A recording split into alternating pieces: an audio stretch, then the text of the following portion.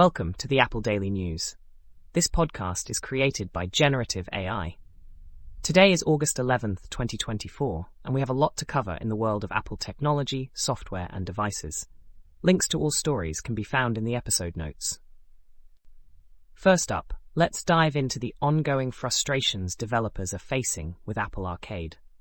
Reports have surfaced that some studios are experiencing payment delays of up to 6 months, which is putting their financial stability at risk.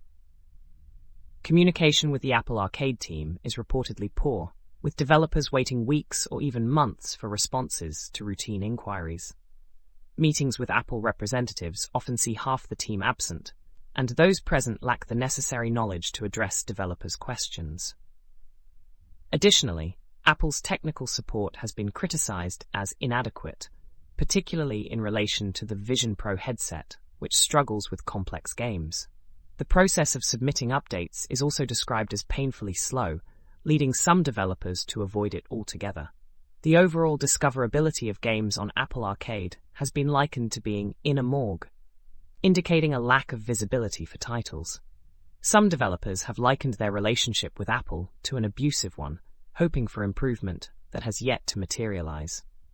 Despite Apple executives claiming that the arcade is not primarily profit-driven, the ongoing issues suggest a need for a re-evaluation of Apple's approach to game development and support. In another intriguing story, security researcher Matthew Bryant discovered sensitive Apple corporate data while purchasing a time capsule device on eBay. The time capsule contained a backup of the main server for all European Apple stores from the 2010s, including employee bank details and internal documents. Bryant's research involved scraping second-hand electronics listings and using computer vision to identify corporate devices that sellers might not recognize as valuable. He also found a prototype iPhone 14, which is sought after for its less restricted iOS version, and a Mac Mini from a Foxconn assembly line that contained proprietary testing software and Foxconn credentials. Bryant's findings highlight the risks companies face regarding data security and asset management, as devices can easily end up on second-hand markets. He reported his discoveries to Apple, which requested the return of the devices. His project serves as a warning to corporations about the importance of proper deprovisioning of equipment.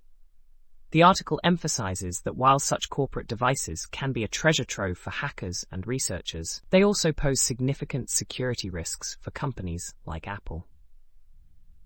That's all for today's episode of the Apple Daily News.